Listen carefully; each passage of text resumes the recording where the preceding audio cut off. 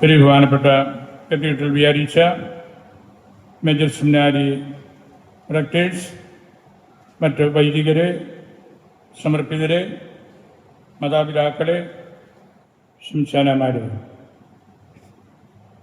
നമ്മളുടെ ഭദ്രാസനത്തിൽ ഇന്ന് 12 ശംശാനമാർ ശ്യാമീത ശുശ്രൂഷ വഴി, കൈവപ്പ് ശുശ്രൂഷ വഴി കർത്താവിൻ്റെ പുരോഹിതന്മാരായിട്ട് തിരഞ്ഞെടുക്കപ്പെടുകയാണ്. നമ്മൾ ആ കർമ്മത്തിൻ്റെ പ്രധാന ഭാഗത്തേക്ക് ഉടനെ പ്രവേശിക്കുകയാണ്. രൂപതയുടെ പ്ലാറ്റിനം ജൂബിലി വർഷത്തിൽ ദൈവം നമുക്ക് നൽകിയ ഏറ്റവും വലിയ സമ്മാനമാണ് ഈ 12 ശംശാനമാർ, അല്ലെങ്കിൽ ഏതാനും മണിക്കൂറിനുള്ളിൽ നമുക്ക് ലഭിക്കാൻ പോകുന്ന 12 പുത്തൻ കൊച്ചന്മാർ. അവർ നമ്മുടെ കേരളത്തിലെ 3 മേജർ സെമിനാരികളിൽ മംഗലപ്പുഴയിലും വടവാതൂരും കുന്നത്തും വൈദിക പരിശീലനം നേടിയവരാണ്. അവരുടെ റെക്ടർമാരും മറ്റ് ബഹുമാനപ്പെട്ട വൈദികരും ഈ തിരുക്കർമ്മങ്ങളിൽ പങ്കെടുക്കുന്നുണ്ട്. അവർ ഞാൻ പ്രത്യേകമായിട്ട് ഓർത്ത് നന്ദി പറയുന്നു. 12 വേദപുസ്തകത്തിൽ വളരെ പ്രതീകാത്മകമായ അർത്ഥമുള്ളതാണ്. ഇസ്രായേലിലെ 12 ഗോത്രങ്ങൾ, ഈശോയുടെ 12 ശിഷ്യന്മാർ, മർത്തുമറിയത്തിൻ്റെ ശിരസ്സിലെ 12 നക്ഷത്രങ്ങൾ, 12 കല്ലുകൾ യോർദാൻ നദിയിലെ, വെളിപാട് പുസ്തകത്തിലെ ഒരു വൃക്ഷത്തിൻ്റെ 12 ഫലങ്ങൾ, എല്ലാം വളരെയേറെ പ്രാധാന്യമുള്ള കാര്യങ്ങളാണ്. വേദപുസ്തകം നിറഞ്ഞു നിൽക്കുന്ന ഒരു തിട്ടപ്പെടുത്തലാണ് 12 എന്നത്. നമ്മുടെ ഈ രൂപത ഇന്ന് അനുഗ്രഹീതമാവുകയാണ്. വേദപുസ്തകത്തിൽ നിന്നുകൂടെ കൃത്യമായിട്ട് ഉരുത്തിരിയുന്ന ഈ 12 ശംശാനമാരുടെ വൈദിക പദവിയിലേക്കുള്ള ഉയർത്തൽ വഴി. വെളിപാട് പുസ്തകം 22:2 നഗരവീഥിയുടെ മധ്യത്തിൽ നദികളുടെ ഇരുഭാഗങ്ങളിലുമായി 12 തരം ഫലങ്ങൾ കായ്ക്കുന്ന ജീവന്റെ വൃക്ഷം നിൽക്കുന്നത് ഞാൻ കണ്ടു.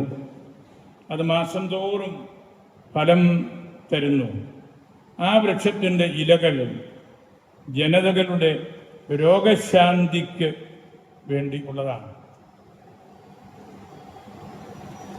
നമ്മൾ ഇന്ന് മീനച്ചിലാറിൻ്റെ തീരത്ത് 12 തരം ഫലങ്ങൾ ലഭിക്കുമെന്നുള്ള അവർ വലിയ പ്രത്യാശയിലാണ് ഈ 12 പേരെ വൈദിക പദവിയിലേക്ക് ഉയർത്തുന്നത്.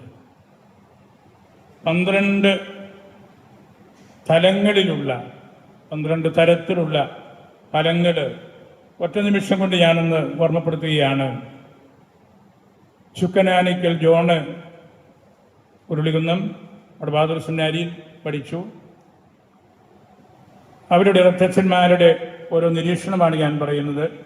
അദ്ദേഹത്തെക്കുറിച്ച് hard working and good conviction, ആ ഫലമാണ് അദ്ദേഹം കണ്ടത്. കടുതോടിയിൽ ജേക്കബ് അന്ത്യനാടുകാരൻ കുന്നോത്ത് സെമിനാരിയിൽ റെക്ടർ പറഞ്ഞു, സംഗീതോപകരണങ്ങളും നല്ല നേതൃത്വവാസനയും. പുടികണ്ണിൽ ജോണ് കൂടല്ലൂർ ഇടവക മംഗലപ്പുഴ സെമിനാരി, നല്ല ലീഡർഷിപ്പും നല്ല ലാളിത്യവും ഉള്ള കുട്ടി. Marottickal Joseph Mannakkanad Kunnoth seminary, well motivated and good leader. Njattuthottiyil George, Kalathukudavu Mangalapuzha seminary, honest and spiritual Pettapuzha Sebastian, ചെർപ്പങ്കിലിടവക Kunnoth seminary, research mind and reading Cheruvankunnel Mathew, Sibigiri Muttam Kunnoth seminary, intellectual capacity reading of theology and Bible Chevaraparambil Joseph, Ramapuram Vadavathoor seminary, spiritual conviction, അതുപോലെ കൃത്യനിഷ്ഠ Vayalil John, Aruvithura Mangalapuzha seminary, missionary zeal highly motivated Vettukallil Mathew, ഭരണജ്ഞാനം Vadavathoor seminary, a solid convictions and hard working വെട്ടുകല്ലാമ്പുറത്ത് Joseph, Maniyamkunnu വടബാദൂർ സെമിനാരി, പഠന മികവ് highly spiritual വില്ലന്താനം Antony, Kudanad Mangalapuzha സെമിനാരി, നല്ല പെരുമാറ്റവും നല്ല പഠനവും. മീനച്ചിലാറിൻ്റെ തീരത്ത് നിൽക്കുന്ന 12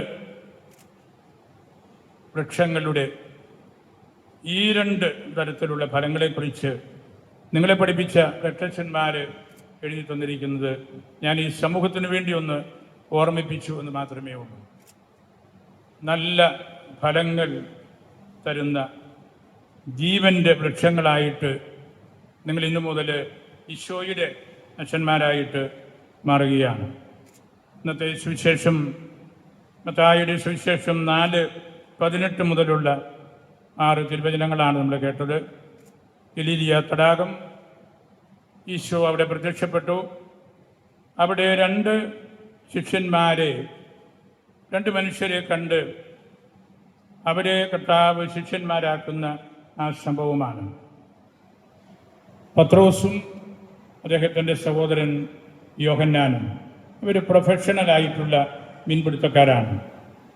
Jesus is gathering disciples to himself. തന്നോട് തന്നെ ശിഷ്യന്മാരെ കൂട്ടിച്ചേർക്കുകയാണ്. അവരെ കണ്ടു, അവരോട് സംസാരിച്ചു. എന്നെ അനുഗമിക്കുക എന്ന് പറഞ്ഞു. നിങ്ങളിപ്പോൾ മീൻ പിടിക്കുകയാണ്, കുറച്ച് കഴിയുമ്പോൾ നിങ്ങളെ ഞാൻ മനുഷ്യരെ പിടിക്കുന്നവരാക്കാം.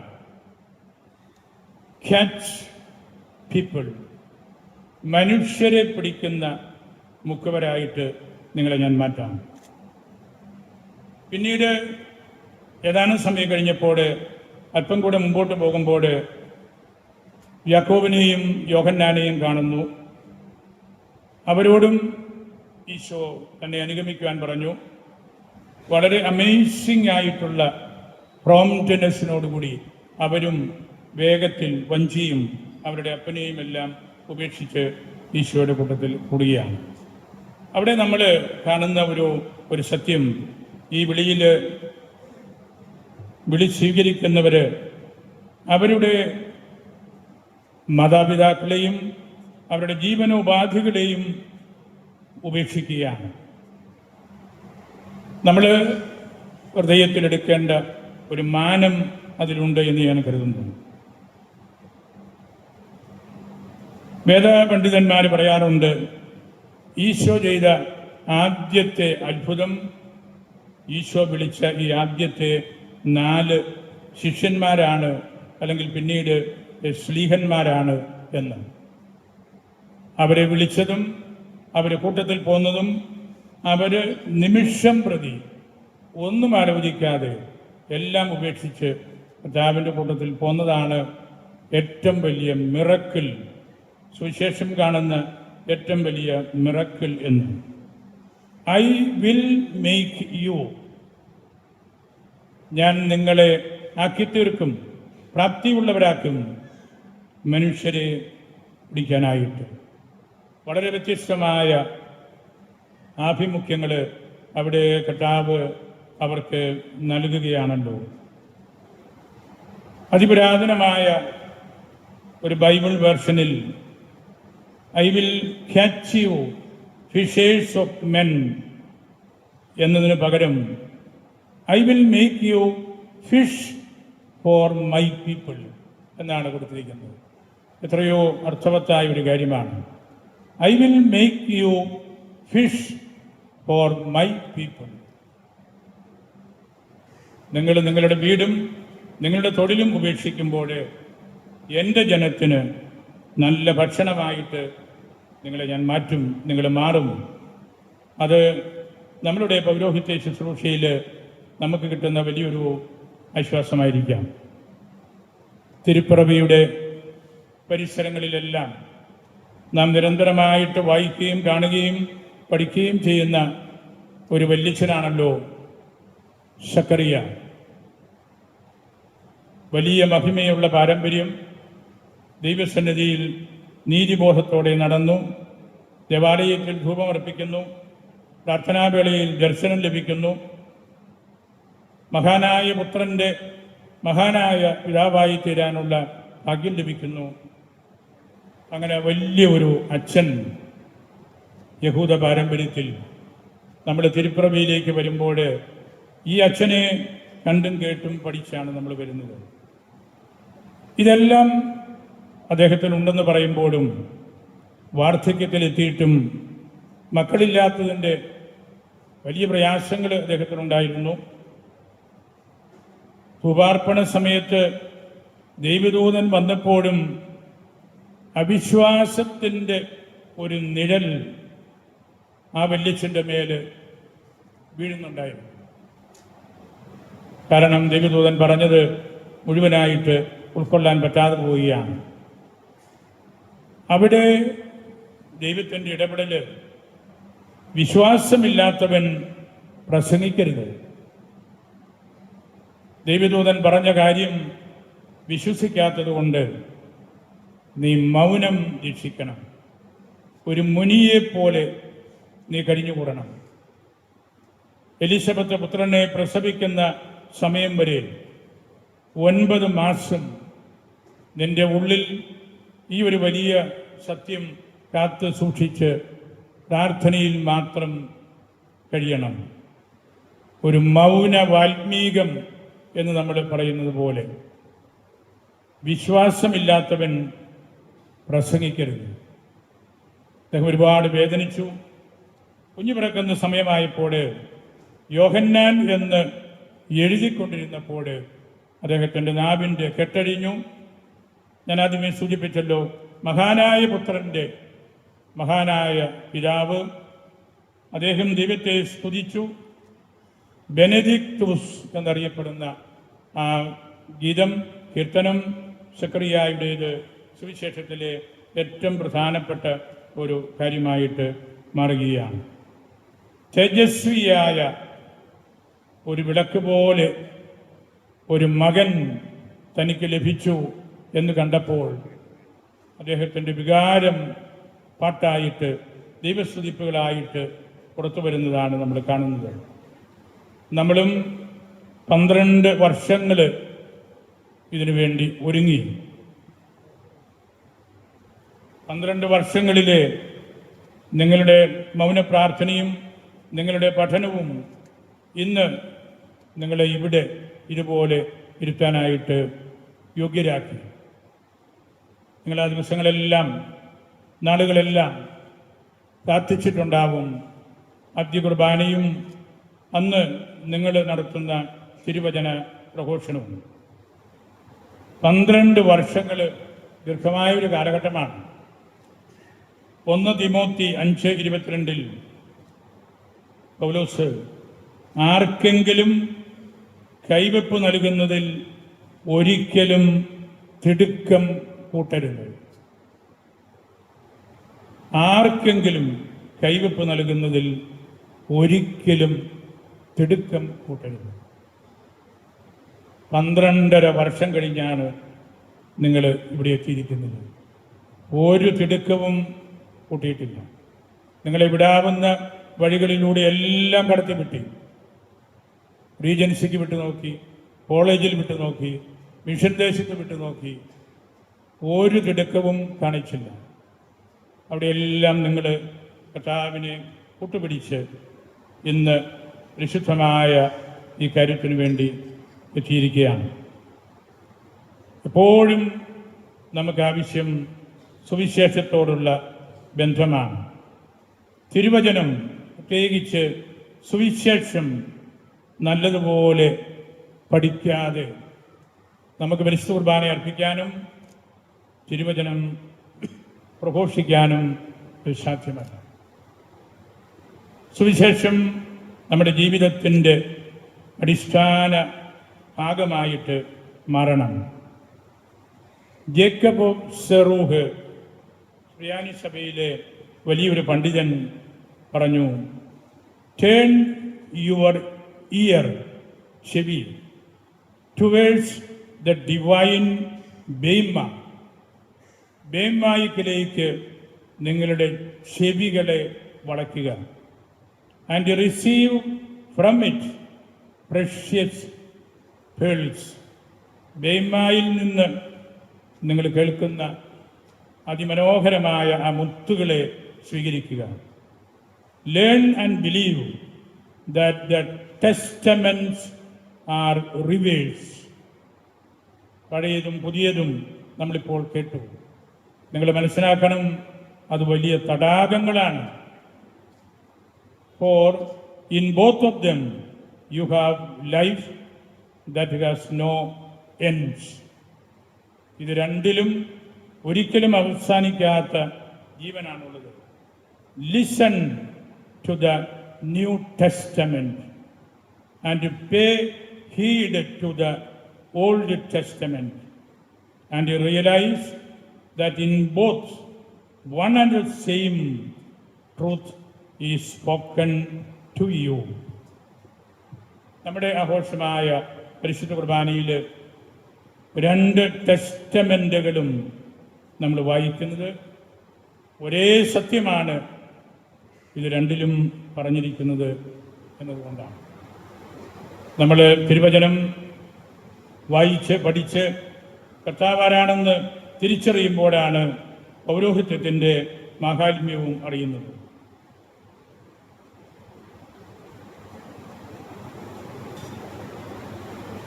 സുവിശേഷം ഒരു അർത്ഥത്തിൽ പറഞ്ഞാൽ ബെയാറ്റിറ്റ്യൂഡ്സാണ്.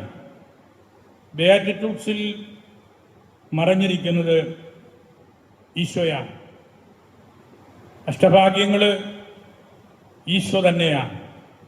ആ ഈശോയെ മനസ്സിലാക്കാനായിട്ട് നിരന്തരമായിട്ട് നമ്മൾ സുവിശേഷം പഠിക്കുകയും ആ സുവിശേഷത്തിൻ്റെ അന്തരാർത്ഥങ്ങൾ ഗ്രഹിക്കുകയും ചെയ്യണം. സെന്റ് അഗസ്റ്റിൻ പറഞ്ഞു, അച്ഛന്മാരെക്കുറിച്ച്, പിതാക്കന്മാരെക്കുറിച്ച് പ്രസംഗിക്കുക, തിരുത്തുക, പടുത്തുയർത്തുക, സ്വയം നവീകരിക്കുക, ഇവയെല്ലാം ഭാരമേറിയ ചുമതലകളാണ്. ആരാണ് ഇതിൽ നിന്ന് ഓടി അകലാൻ ആഗ്രഹിക്കാത്തത്? എന്നാൽ സുവിശേഷത്തോടുള്ള സ്നേഹം അല്ലെങ്കിൽ സുവിശേഷം എന്നെ വിടാതെ പിന്തുടരുകയാണ്. അല്ലെങ്കിൽ ഇട്ടേക്ക് പോയേനെ. അതാണ് സെന്റ് അഗസ്റ്റിൻ പറയുന്നത്. ഒരുപാട് വിമർശനങ്ങളും തെറ്റിദ്ധാരണകളും തള്ളിക്കളയിലുമെല്ലാം മറ്റുള്ളവരുടെ ഭാഗത്തുനിന്നുണ്ടാകുമ്പോഴും സുവിശേഷം വിടാതെ എന്നെ പിന്തുടരും. എനിക്ക് നിങ്ങളോടും പറയാൻ ഉള്ള കാര്യം അതാണ്. സുവിശേഷം ആയിരിക്കണം നമ്മളുടെ അജപാലന ശുശ്രൂഷകളുടെ ഏറ്റവും കേന്ദ്രസ്ഥാനത്തുള്ള കാര്യം. ആ സുവിശേഷ ബോധ്യം നമുക്കുള്ളപ്പോഴേ പരിശുദ്ധ കുർബാനയെക്കുറിച്ചും മറ്റ് പ്രാർത്ഥനകളെക്കുറിച്ചും നമുക്ക് നല്ല അറിവുണ്ടാവുകയുള്ളൂ. പരിശുദ്ധ ബെനഡിക്ട് പിതാവ് വിയന്നയിൽ ഒരു മെൻ റിലീജിയസ് കോൺഗ്രിഗേഷനിൽ സിസ്റ്റേഴ്സ്യൻ ആശ്രമത്തിൽ 2007 കുർബാനമധ്യേ പറഞ്ഞു, ലോകത്തിനു വേണ്ടിയുള്ള നിങ്ങളുടെ ഏറ്റവും പ്രധാനപ്പെട്ട ശുശ്രൂഷ കുർബാന അർപ്പണവും യാമ പ്രാർത്ഥനകളുമാണ്. ഒരു വൈദികന് ദൈവത്തിനും ദൈവജനത്തിനും വേണ്ടി ഈ ശുശ്രൂഷയേക്കാൾ മഹത്തരമായി മറ്റൊന്നും ചെയ്യാൻ സാധ്യമല്ല. തിരുവചനം പോലെ നമ്മൾ കൊണ്ടുനടക്കേണ്ട ഒരു സന്ദേശമാണ് പരിശുദ്ധ ബെനഡിക്ട് പിതാവിൻ്റേത്. പരിശുദ്ധ കുർബാനയും യാമ പ്രാർത്ഥനയും. അതുകൊണ്ട് സുവിശേഷത്തിൻ്റെ ഹൃദയം, ആരാധനക്രമത്തിൻ്റെ മർമ്മം, സഭാചരിത്രത്തിൻ്റെ നേർവഴികൾ, പാരമ്പര്യത്തിൻ്റെ ഉൾക്കാഴ്ച, അച്ചടക്കത്തിൻ്റെ നൊബിലിറ്റി, ഇതൊക്കെ തിരിച്ചറിയുമ്പോഴാണ് ഒരച്ഛൻ ഇന്ന സഭയിലെ നല്ലൊരു ശുശ്രൂഷകനാണെന്ന് ആർക്കും മനസ്സിലാകുന്നത്. അദ്ദേഹത്തിൻ്റെ കുർബാനയർപ്പണവും അദ്ദേഹത്തിൻ്റെ യാമപ്രാർത്ഥനയും ഇതര പ്രാർത്ഥനകളും കാണുമ്പോൾ, കേൾക്കുമ്പോൾ മറ്റുള്ളവർക്ക് മനസ്സിലാകും ഈ അച്ഛൻ ഇന്ന സഭയിലെ നല്ലൊരു അച്ഛനാണ് എന്ന്. പരിശുദ്ധ പിതാക്കന്മാർ നമ്മെ പഠിപ്പിക്കുന്ന കാര്യങ്ങൾ നമ്മൾ നിസ്സാര വാക്കുകളായിട്ട് എടുക്കരുത്. ഈ കാര്യങ്ങളിൽ നമുക്ക് വ്യക്തമായ ബോധ്യമില്ലെങ്കിൽ നമ്മൾ പരാജയപ്പെടും. ഇന്നും അച്ഛന്മാരെ പൊതുജനം കുറ്റം പറയുന്നത് ഈ അച്ഛന് നല്ലതുപോലെ കുർബാന ചൊല്ലാൻ അറിയത്തില്ല, ഈ അച്ഛൻ ചൊല്ലുന്നത് തിരിയുന്നില്ല, ഈ അച്ഛന് സുവിശേഷം വായിച്ചിട്ട് അതിൻ്റെ വ്യാഖ്യാനമല്ല നൽകുന്നത്, അച്ഛൻ ഒരിക്കലും വൈദിക നമസ്കാരം യാമപ്രാർത്ഥന ചൊല്ലുന്നത് ഞങ്ങൾ കണ്ടിട്ടില്ല. ഇതൊക്കെയാണ് വലിയ വലിയ പോരായ്മകൾ ദൈവജനം നമ്മളെ ഓർമ്മപ്പെടുത്തുകയാണ്. അതുകൊണ്ടാണ് ബെനഡിക്ട് പിതാവ് പറഞ്ഞത്, ഇതിനേക്കാൾ മഹത്തരമായിട്ട് നമുക്ക് മറ്റൊന്നും ചെയ്യാനില്ല. ആദ്യത്തെ കൗൺസില് നിക്കയാ സുനകദോസ് കഴിഞ്ഞിട്ട് 1700 വർഷങ്ങളാവുകയാണ്. ഒരു വാക്ക് അതേക്കുറിച്ച് എനിക്ക് പറയാനുള്ളത്, ഇന്ന് ഒരുപാട് ആളുകളും മാനുഷികമായ പ്രവൃത്തികൾ, എല്ലാവരുടെയും ശ്രദ്ധ അതിലേക്ക് മാറുന്നു. ഹ്യൂമൻ ആക്ടിവിറ്റീസ്, മനുഷ്യത്വപരമായ സമീപനം, അതെല്ലാം വേണം. ഒരു കാര്യം നമ്മൾ മനസ്സിലാക്കേണ്ടത്, ആ കൗൺസില് കൂടിയത് തിയോളജി പഠിപ്പിക്കാൻ വേണ്ടിയാണ്. സത്യദൈവത്തിൽ നിന്നുള്ള സത്യദൈവം ആണ് ഈശോ. ഈശോ പിതാവിൻ്റെ സത്തയോട് സമനാണ്. പരിശുദ്ധ ത്രിത്വത്തിലെ രണ്ടാമത്തെ ആളാണ്. ആ വ്യക്തി പൂർണ്ണ മനുഷ്യനുമാണ്. ഇത് രണ്ടും തമ്മിലുള്ള പാരസ്പര്യം നമ്മൾ ഉൾക്കൊള്ളാതെ എന്ത് എഴുതിയാലും പ്രവർത്തിച്ചാലും സഭയുടെ പ്രബോധനത്തിന് വിരുദ്ധമായിട്ട് പോവുകയാണ്. ആദ്യ നൂറ്റാണ്ടിൽ തന്നെ ആരിയൂസ് പറഞ്ഞല്ലോ, ഈശോ നല്ല മനുഷ്യനാണ്, എല്ലാവരോടും വർത്തമാനം പറയും, ആരെ കണ്ടാലും ചിരിക്കും, ആരുടെ കൂട്ടത്തിലും ഭക്ഷണം കഴിക്കും, അതാണ് വേണ്ടത്. അവിടെ വന്ന പ്രശ്നം, അദ്ദേഹം ഈശോയുടെ ദൈവത്വം പഠിച്ചില്ല, പറഞ്ഞില്ല എന്നതാണ്. ആളുകൾക്ക് വലിയ ഇഷ്ടമാണ് ഈ രണ്ടാമത് പറഞ്ഞത്. അന്ന് ഒട്ടനവധി പിതാക്കന്മാരും വൈദികരുമെല്ലാം അരിയൂസ് പറഞ്ഞത് കേട്ടു. പക്ഷേ ദൈവം ഇടപെട്ട് ഈ കൗൺസില് കൊണ്ടുവന്നു. അതല്ല ശരി. പൂർണ്ണ ദൈവവും പൂർണ്ണ മനുഷ്യനും. ഇന്ന് ദൈവ ഭാഷ സംസാരിക്കുന്ന ഒരു കുറവാണ്. ദൈവത്തെക്കുറിച്ച് പറയാൻ പലർക്കും പേടിയാണ്. ദൈവം അൺപോപ്പുലറായിക്കൊണ്ടിരിക്കുകയാണ് യൂറോപ്പിലും അമേരിക്കയിലും എല്ലാം. ഈശോ എന്ന് പറഞ്ഞാൽ കുട്ടികൾ കേട്ടിട്ട് പോലുമില്ല. അതിൻ്റെ അർത്ഥം ആരും പഠിപ്പിക്കുന്നില്ല. നിക്കയാ സുനകദോസിൻ്റെ 1700 വർഷത്തിലേക്ക് നമ്മൾ 2 ദിവസം കൂടെ കഴിയുമ്പോൾ പ്രവേശിക്കുകയാണ്.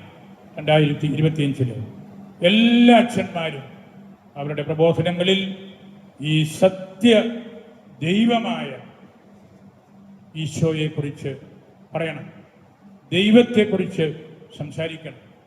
എങ്കിൽ മാത്രമേ നമ്മൾ നല്ല സമഗ്ര സ്വഭാവമുള്ള പ്രബോധനം കൊടുക്കുന്ന ആളുകളായിട്ട് മാറുകയുള്ളൂ. ആ കൂട്ടത്തിൽ മാനുഷികമായിട്ടുള്ള കാര്യങ്ങളെല്ലാം വേണം. പക്ഷേ മാനുഷികമായിട്ടുള്ള കാര്യങ്ങൾ മാത്രം നടത്തി മറ്റുള്ളതെല്ലാം നമ്മൾ വിട്ടുകളയുമ്പോൾ നമ്മൾ വെറും സോഷ്യൽ വർക്കേഴ്സ് അല്ലെങ്കിൽ അതുപോലുള്ള ആളുകളൊക്കെ ആയിട്ട് മാറുകയാണ്. നമ്മളെ ദൈവം ഏൽപ്പിച്ചിരിക്കുന്നത് വിമാനം പറത്താനല്ല, AI ആളുകളെ രൂപീകരിക്കാനല്ല, ഈശോയെക്കുറിച്ച് പറയാൻ, സുവിശേഷം പ്രസംഗിക്കാൻ, വിശുദ്ധരായ പുണ്യാത്മാക്കളെക്കുറിച്ച് സംസാരിക്കാനാണ്. അങ്ങനെയുള്ള ആ ഉത്തരവാദിത്വം നമ്മൾ ഏറ്റെടുക്കണം. അങ്ങനൊരു കാര്യം കൂടെ പറഞ്ഞ് അവസാനിപ്പിക്കുകയാണ്. സുവിശേഷം നമ്മൾ നല്ലതുപോലെ ജീവിതത്തിൽ കൊണ്ടു നടക്കുന്നില്ലെങ്കിൽ, ഞാൻ ആദ്യം പറഞ്ഞ സത്യദൈവമായ ഏകരക്ഷകനായ ഈശോയെ നമ്മൾ പ്രഘോഷിക്കുന്നില്ലെങ്കിൽ നമ്മൾ പ്രതിസന്ധിയിലാവുകയാണ്. ഉപ്പാകാൻ കഴിയാതെ നമ്മൾ വെറും നല്ല വാക്കുകൾ പറഞ്ഞ്, പഞ്ചസാര കലർത്തിയ വാക്കുകൾ പറഞ്ഞ് അങ്ങ് പോവുകയാണ്.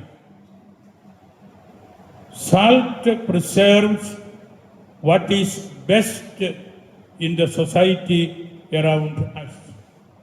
നമുക്ക് ചുറ്റുമുള്ള സമൂഹത്തിൽ ഏറ്റവും നല്ല കാര്യങ്ങൾ എന്താണോ, ഏറ്റവും നല്ല മൂല്യങ്ങൾ എന്താണോ, അതിനെ പ്രിസർവ് ചെയ്യുന്ന സാൾട്ടായിട്ട്, ഉപ്പായിട്ട് നമ്മൾ മാറണം. അത് മനസ്സിലെടുക്കാതെ ഉപേക്ഷിച്ച് കളഞ്ഞ് നമ്മൾ മാറുമ്പോൾ നമ്മൾ വഴിതെറ്റുകയാണ്. നമ്മൾ പ്രകാശമാണ്. Preach our light by which people around us come to see what is worth seeing. എന്താണോ കാണേണ്ടത്, എന്താണോ കാണാൻ കൊള്ളാവുന്നത്, അതിനെ കാണിച്ചു കൊടുക്കുക എന്നതാണ് ഒരു പുരോഹിതൻ പ്രകാശമാണ് എന്ന് പറയുമ്പോൾ.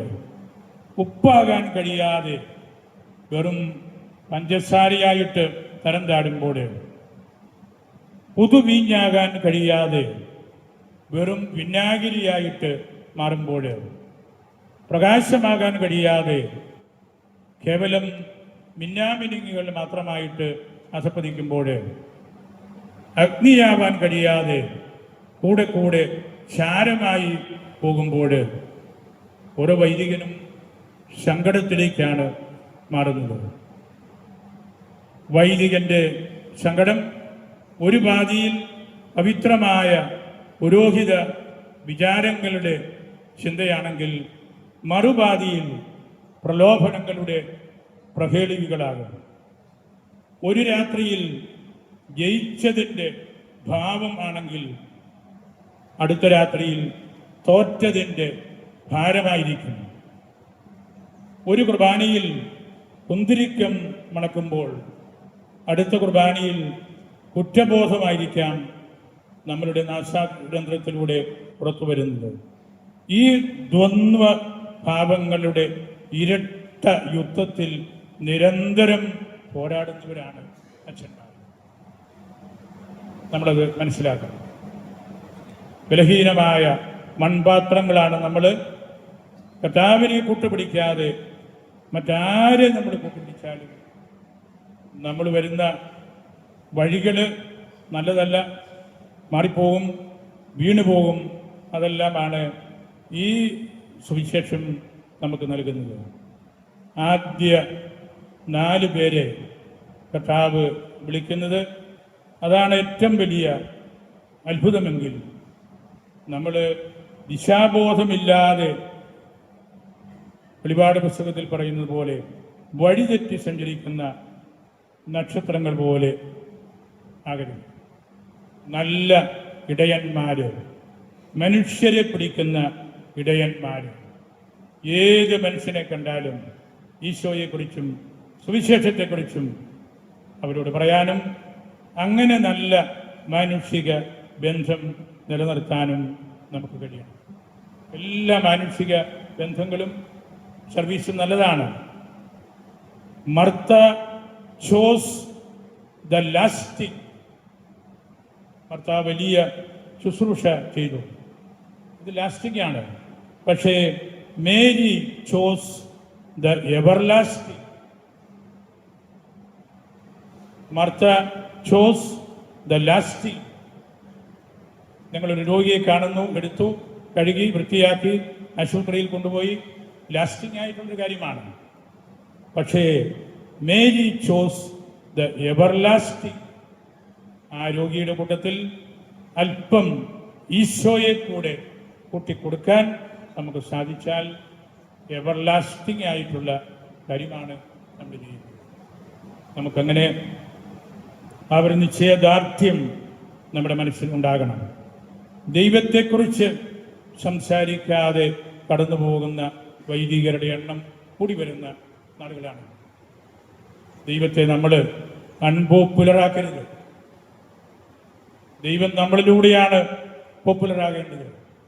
വേദപുസ്തകം വളരുന്നത് നമ്മൾ വായിക്കുമ്പോഴാണ്. വേദപുസ്തകം ലോകത്തിൻ്റെ അതിർത്തികൾ വരെ എത്തുന്നത് നമ്മളത് വ്യാഖ്യാനിക്കുമ്പോഴാണ്.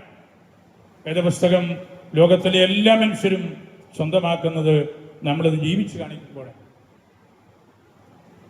പരമപ്രധാനമായ ആ കാര്യം വേദപുസ്തക വായനയും പരിശുദ്ധമായ സമ്പൂർണമായ ബലിയർപ്പണവും യാമപ്രാർത്ഥനയും എല്ലാം നമ്മൾ നടത്തുമ്പോൾ നമുക്ക് സഭയിലെ മരുഭൂമി പിതാക്കന്മാരെക്കുറിച്ചും ദേറാക്കാരെക്കുറിച്ചും മോണസ്ട്രികളിലുള്ള പ്രാർത്ഥനയിലിരിക്കുന്ന അച്ഛന്മാരെക്കുറിച്ചും സമർപ്പിതരെക്കുറിച്ചുമുള്ള വലിയ ആത്മാഭിമാനം നമുക്കുണ്ടാകും.